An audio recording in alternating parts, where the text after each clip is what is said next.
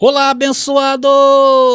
Sejam todos bem-vindos ao canal da Graça Pura. Eu me chamo André Pimentel e eu queria te convidar, já que você está aqui nessa reunião espiritual, venha se unir a nós, se inscreve no nosso canal agora mesmo, deixa o seu like, tá bom, queridos? Compartilhe as nossas mensagens nas redes sociais que vocês pertencem, comentem à vontade e se você aí puder também, quiser, toca o sininho para que o YouTube te avise quando nós estivermos no ar com mensagens iguais a esta que você vai escutar.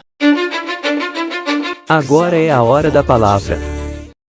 Bom, vamos à mensagem de hoje. Meus queridos irmãos, quando a Bíblia começa a narrar a vida de Jesus ali no seu nascimento, por causa dos ensinos do cristianismo tradicional, as pessoas geralmente elas têm o costume de olhar para os nossos dias e coloca-se automaticamente todas as esperanças na manifestação de Jesus, o Jesus de Nazaré. Afinal, ele é o Messias do mundo. Inclusive, eu vou falar sobre esta palavra daqui a pouquinho para vocês entenderem bem o ministério de Jesus. Então, quando as pessoas fitam os seus olhos e começam na vida de Jesus e começam a imaginar os dias de hoje, aqui praticamente começa todo o equívoco do chamado cristianismo tradicional e que nós temos mostrado esses erros reiteradas vezes aqui neste canal. E esse equívoco fazem as pessoas olhar para tudo que Jesus fez em sua vida e querer arrumar um significado para encaixar nos dias de hoje. Pegam sua apresentação, por exemplo, lá quando Jesus foi apresentado no templo ali, quando era criança. Então a igreja hoje, o cristianismo tradicional, faz a mesma coisa, se baseando em João capítulo 14, versículo 12, e em outras passagens que Jesus fala, né? Sede meus imitadores. Então você vai ver todo esse contexto hoje, a igreja fazendo a mesma coisa. Então o pregador diz, vocês têm que imitar Jesus. Só que, meus irmãos, eles não contextualizam as pessoas sobre o tempo em que Jesus veio a este mundo. Eles não mencionam que a história do Messias não acontece exatamente em seu nascimento. Não mostram o momento da história que cercava a sua primeira vinda. Então eles pegam o seu batismo e vão se batizar. Pegam o seu jejum e jejuam. Pegam suas parábolas e querem aplicar lições de vida para os dias de hoje. Ou seja, eles conseguiram desviar a verdadeira aparição da primeira vinda de Jesus. E isso também acabou atrapalhando, né, as pessoas a entenderem o que significa a segunda vinda de Jesus. Porque, afinal, existe um motivo para que ele veio. Você saberia me dizer qual foi o motivo? Para quem ele veio e o que ele veio fazer? Então nós encontramos também aí, conforme eu falei, além da primeira vinda de Jesus, nós encontramos Jesus anunciando que ele viria mais uma vez. E aqui começa todo esse anacronismo que a gente identifica nos ensinos do sistema religioso. E hoje eu quero acentuar um dos mais famosos erros dessa ideia, que parece ser verdadeira, mas não é. Vamos falar do fim dos tempos, ou fim do mundo, ou fim daquela era. Irmãos, nesta mensagem, eu não vou abordar essa questão de fim de era dentro da perspectiva do Antigo Testamento, que é a mesma do Novo, tá bom, queridos? Porque toda a Bíblia, o assunto é o mesmo, tá legal? Então, se vocês quiserem entender a linguagem de fim de era, fim dos tempos ou fim do mundo, sob a perspectiva do Antigo Testamento, eu fiz um vídeo que eu vou deixar o link aqui neste canal, nas descrições, tá legal? Onde eu abordo esse tema dentro dessa perspectiva. O tema é, a Bíblia fala de quantos finais do mundo? Então, se você quiser se familiarizar com isso, é importante, porque vocês verão que tudo que Jesus faz, está relacionado principalmente ao passado, ao Antigo Testamento. Aliás, Jesus em vida era israelita e também praticante da lei judaica, portanto, um judeu. Então vai lá e veja esse vídeo que vai ser bastante importante vocês verem, tá legal? Mas voltando ao objetivo dessa mensagem, esta frase, o fim da era, ela é usada várias vezes no Novo Testamento. E geralmente é traduzida como o fim do mundo. Nós encontramos mais precisamente essa expressão 6 vezes no Novo Testamento. 5 vezes em Mateus, 1 vez em Hebreus e uma frase plural, final das eras, que ocorre em 1 Coríntios. Vamos identificar então uma a uma, tá legal? Então vamos começar com Mateus capítulo 13, versículo 39. E o texto diz: o inimigo que semeou é o diabo, e a ceifa é o fim do mundo, e os ceifeiros são os anjos. Abençoados, o contexto dessa passagem vocês devem conhecer, que é a parábola do semeador, tá?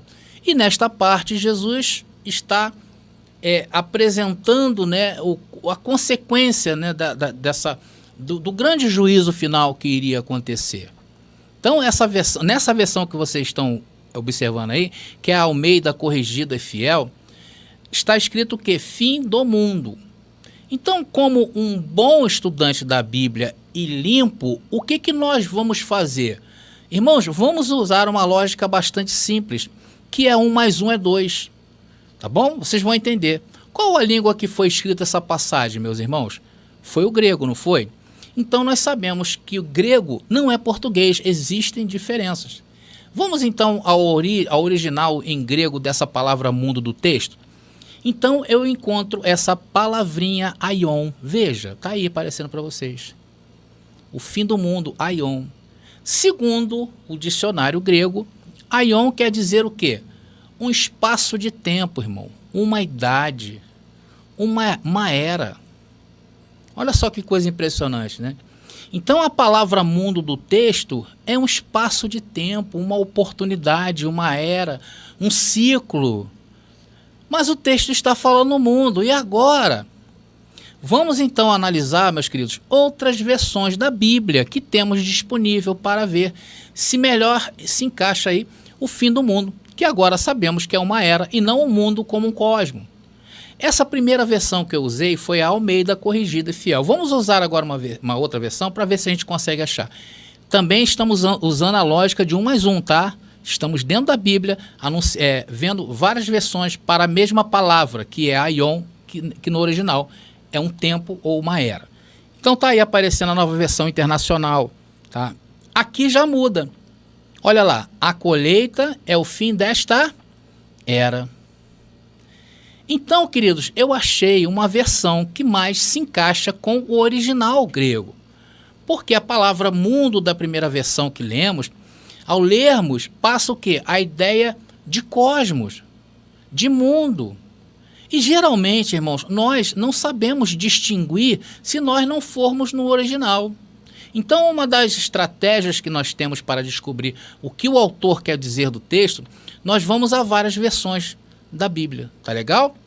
Então, até porque a palavra mundo em português, ela é muito genérica, ela não fala que tipo de mundo há, né? Que tipo de mundo é muito genérico, e aí sabe que o sistema religioso vai passar o rolo compressor em cima de pessoas que não sabem, por exemplo, desse detalhe.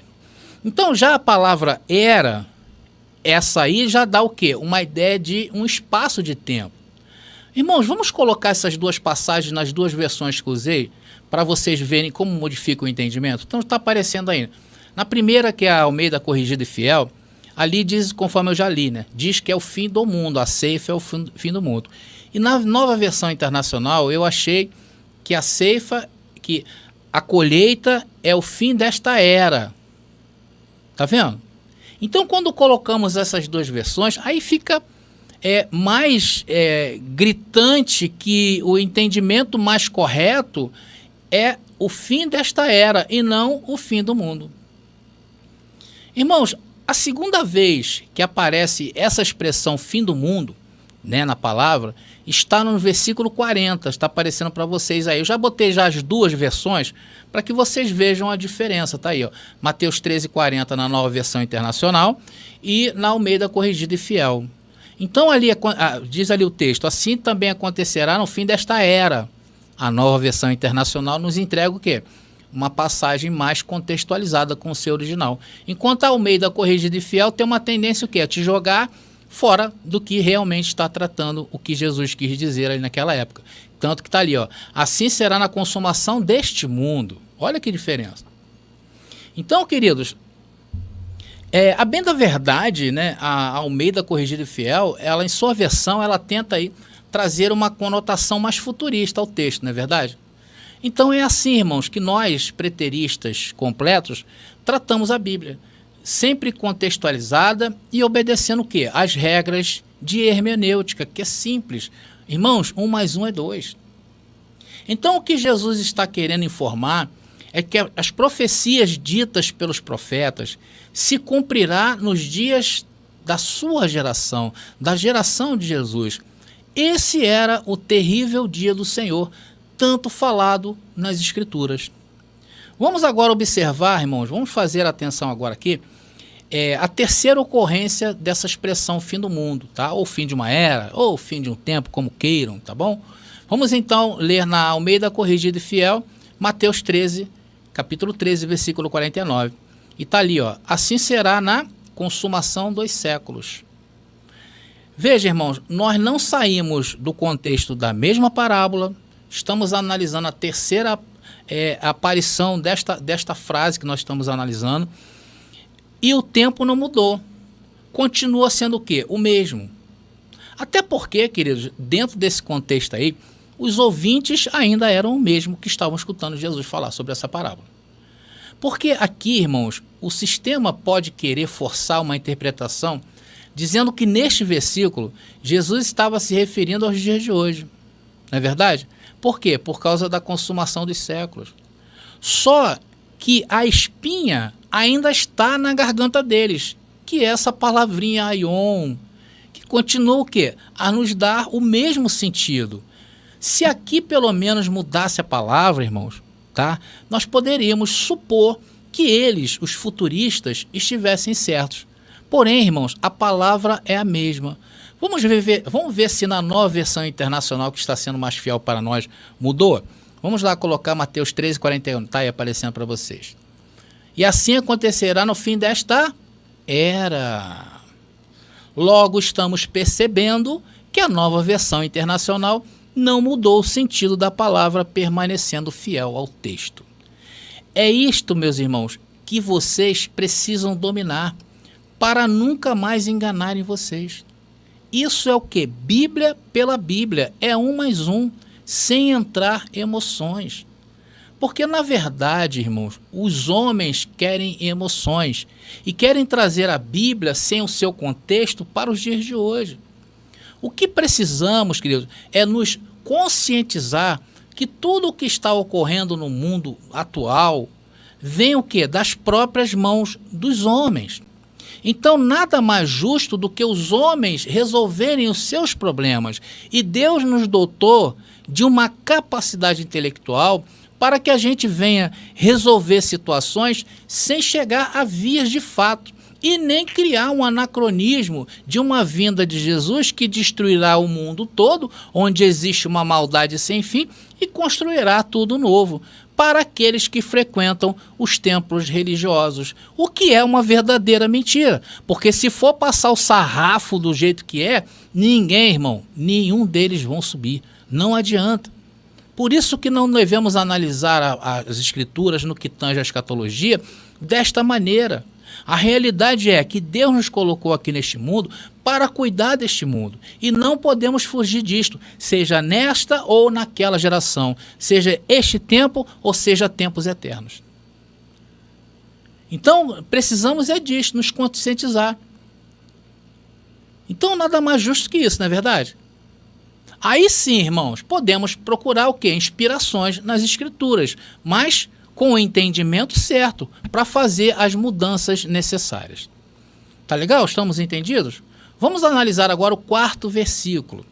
E já que vocês estão aprendendo como entender a interpretação adequada, os versículos bíblicos de forma saudável, todos os versículos analisados a partir de agora seguirão essa mesma ordem, né, do aion. Todas elas, toda a menção a fim dos tempos, né, fim de uma era, fim do mundo, ela obedece esse mesmo padrão. Vamos então a Mateus capítulo 24, versículo 3. Diz o texto: tendo Jesus se assentado no Monte das Oliveiras, os discípulos dirigiram-se a ele.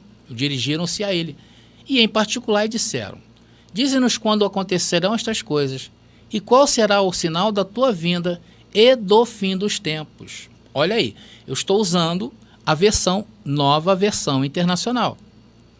E ela parece também fugir um pouco do âmago que nós estamos apresentando da segunda vinda de Jesus, tá bom? Aí, essa passagem aí, essa referência, ela é um dos pontos centrais, tá, da segunda vinda de Jesus. E que o certo, atenção no que eu vou falar, e que o certo é falar parúzia. Até porque, queridos, a frase segunda vinda de Jesus não se encontra na Bíblia, tá? É claro que nós entendemos ser a segunda vinda, mas biblicamente falando não existe essa palavra. Então o contexto aí em Mateus capítulo 24, versículo 3 é o seguinte: após Jesus falar dos ais, em Mateus capítulo 23, ele dá prosseguimento de como seguiriam esses dias de juízo daquela era, ou o juízo do mundo. Então Jesus usa a mesma palavra aion. Irmãos, se Jesus quisesse dizer que seria o fim do mundo, né, como encontramos aí nessa versão que está aparecendo Almeida Corrigida Fiel, ele usa o quê? Dize-nos quando serão estas coisas e que sinal haverá de tua vinda e do fim do mundo. Que palavra Jesus usaria se ele quiser nos informar outra coisa? Ele usaria a palavra cosmos, que aí sim seria um recado de um fim do mundo.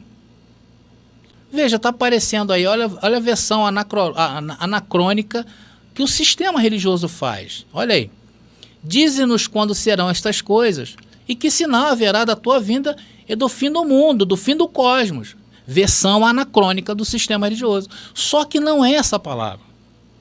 É assim que o cristianismo tradicional interpreta essa passagem, totalmente fora do contexto bíblico e dentro do contexto da instituição. Porque assim é melhor para eles. Melhor o quê? Para te prender, melhor para te manter escravo, melhor para dominar a tua mente. Assim estão essas pessoas, sem proteção no sistema religioso. Olha o que quer dizer a palavra cosmos. Aí sim, olha aí. Quer dizer o mundo, o universo. Aí sim, se Jesus usa essa palavra, sim. Agora fica uma pergunta, né? Jesus não sabia que as palavras aion e cosmos são diferentes? Será que Jesus era algum analfabeto? Claro que não, né, meus irmãos? Mas é assim, e infelizmente, que o sistema religioso define essa situação que Jesus não sabia o que estava dizendo. Agora os pastores sabem, né? Então vocês estão vendo como passa a ser fácil e altamente significativo interpretar as escrituras dessa forma, dentro do seu campo, dentro do seu contexto? Aqui o que? Se valoriza a Bíblia e não a instituição chamada igreja. Essa é a verdade. Mas vamos ao quinto versículo que está agora em questão, que é Mateus capítulo 28, versículo 20. E novamente eu apresento aos senhores as duas versões, está aí aparecendo para vocês. Está ali a versão Almeida Corrigida Fiel, coloca o quê? Até a consumação dos séculos. E a nova versão internacional já usou até o fim dos tempos. Ela começou a maquiar. Porque, a bem da verdade, irmãos, a questão seria o fim da era, ou o fim das eras, tá? Então, vocês começam a observar que as duas versões dão um entendimento real de fim do mundo. Uma coisa que seria eterna. E o contexto seria o quê? A ordem de Jesus batizar. Jesus aí em Mateus capítulo 28, o contexto era que Jesus estava ensinando aos seus discípulos quais seriam os procedimentos dele até a sua vinda. Então aí também está incluído a questão do batismo. Sendo, irmãos, que o batismo ele se torna temporal. Por quê? Porque foi até a segunda vinda, foi até a parúzia. E não é uma prática por toda a eternidade. Por isso, irmãos, que ao conectar essas passagens com a sua interpretação real, torna o quê? Algo mais limpo, algo mais saudável, algo mais inteligível. Então você consegue identificar quando você usa, né, vamos dizer assim, essas armas teológicas, né, as armas da hermenêutica, né, você consegue identificar o que foi temporal e o que de fato seria atemporal, fora do tempo, uma coisa que serviria de gerações em gerações, como é Eclesiastes capítulo 1, versículo 4, né? Que a terra permanece para sempre, o que acaba o quê? São as gerações, geração vai, geração vem. Então, meus queridos, nas duas versões, o que nos salva de uma descontextualização daqueles dias, por favor, coloca as duas aí de novo, né? Ou pelo menos a Mateus capítulo 28, versículo 20. Então, o que nos salva dessa descontextualização é a palavra aion, que continua sendo a mesma. Então, vamos consertar esse versículo, já o que nós estamos fazendo é certo? Vamos lá, então fica assim esse versículo de Mateus capítulo 28, versículo 20. Diz: ensinando-os a obedecer tudo o que eu lhes ordenei, e eu estarei sempre com vocês, até o fim desta era, o fim deste aion. Está aí a versão preterista completa. E a partir dessa forma de interpretação, vocês podem depois, se quiserem, estudar por conta própria, e eu incentivo vocês a fazerem isso, as outras ordenanças que a igreja pratica, né, que se diz ser uma ordem de Jesus, como, por exemplo, a ceia, né, apresentação de crianças, jejuns, subidas ao monte, vigílias, dízimos, tudo, meu irmão, para você começar a ressignificar todas essas doutrinas na sua vida. É preciso você ter esse entendimento. Mas vamos prosseguindo aqui e vamos agora a 1 Coríntios capítulo 10. Diz ali o texto: ora, tudo isto lhes sobreveio como figuras, e estão escritas para aviso nosso, para quem já são chegados os fins dos séculos. Então ele usa a palavra no plural e que não modifica o seu entendimento. Então, como a palavra é a mesma e não nos resta outra interpretação que não seja a palavra aion, está aparecendo para vocês de novo aí, vamos então consertar esse versículo? Vamos lá? Então esse versículo, na melhor forma possível de se entender ele, ficaria assim: ora, tudo isto lhe sobreveio como figuras, e estão escritas para aviso nosso, para quem já são chegados os fins das eras. Estão entendendo, abençoado? Então, esses textos aí, que ainda que estejam no plural, ele não quer dizer outra coisa, tá bom, queridos? Até porque, se nós formos classificar toda a história de Israel, desde a sua chamada, né, desde a sua chamada em Abraão, nós vamos ver Israel passando por várias eras, vários ciclos.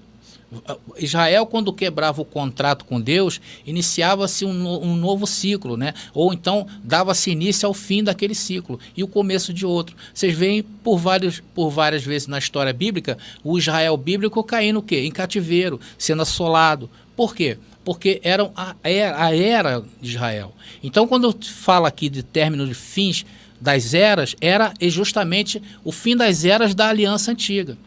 Tá bom? Então essa ressalva aí é importante, tá legal? Então nós fazemos as interpretações nossas, não é olhando para os dias de hoje, né? E achar que essa geração de hoje merece a destruição.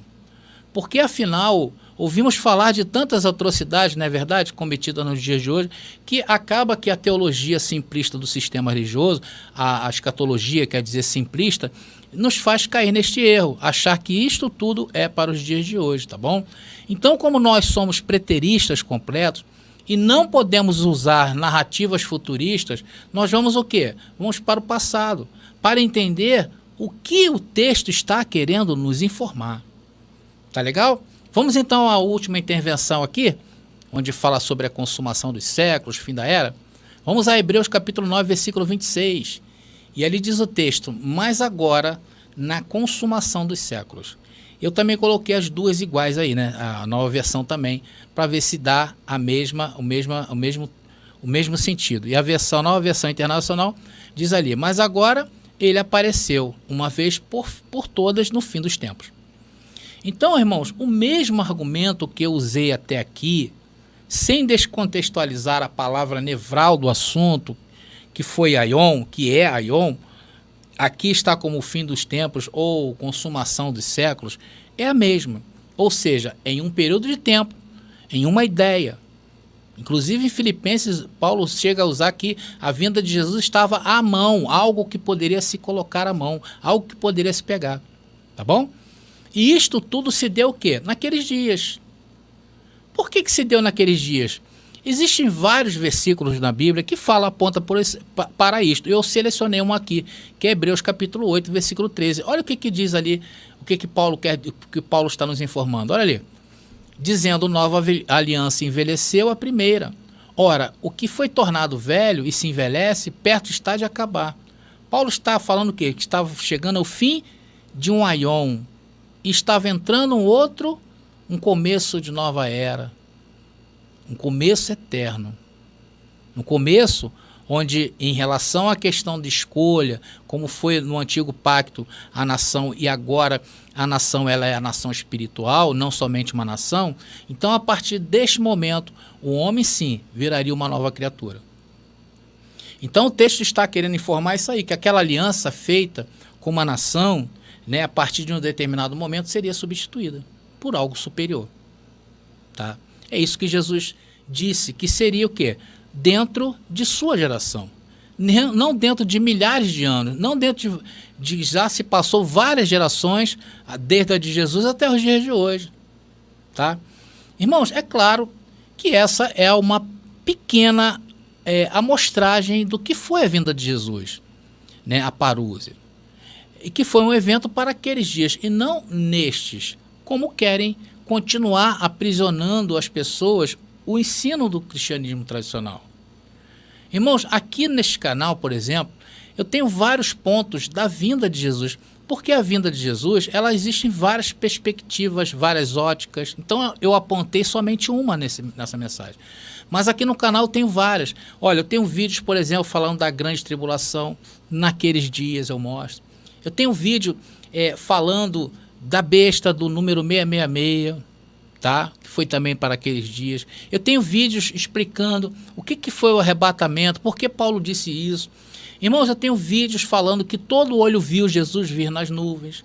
Eu tenho vídeos que falam sobre a queda do templo no ano 70, né? Que foi um sinal evidente da vinda do Filho do Homem. Vídeos que falam do juízo final. Enfim, dentro da escatologia, eu já fiz todos os assuntos. É só você procurar na nossa videoteca aqui do canal. Está lá esperando por você. São mais de 1000 vídeos, tá legal, queridos? Então eu vou ficando por aqui, agora sim.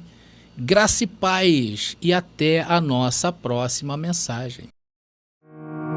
Descubra 33 Maneiras de Matar o Diabo, uma obra corajosa de André Pimentel, que explora as 33 passagens bíblicas que mencionam o temido diabo. Desvende os mistérios, enfrente dogmas e desafie crenças arraigadas. Cada página é uma revelação, cada passagem um convite à compreensão profunda. Não tema o desconhecido, abrace-o. Adquira o livro agora no WhatsApp 21 979 87 46 68 e embarque nessa jornada reveladora. Descubra a verdade com o lançamento do livro revolucionário Apocalipse, a verdade revelada, de André Pimentel.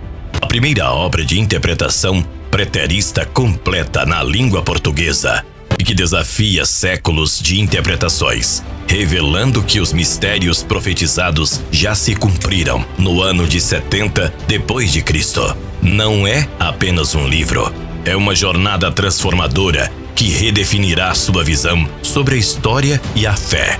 Disponível agora. Para adquirir, contate-nos via WhatsApp no 21 979 87 46 68. Não espere mais. Embarque nessa descoberta e permita que a verdade altere sua vida.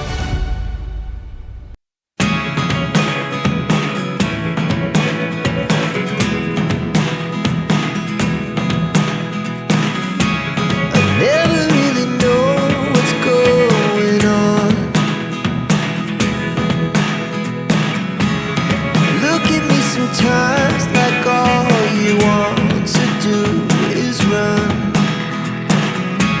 Hear me out,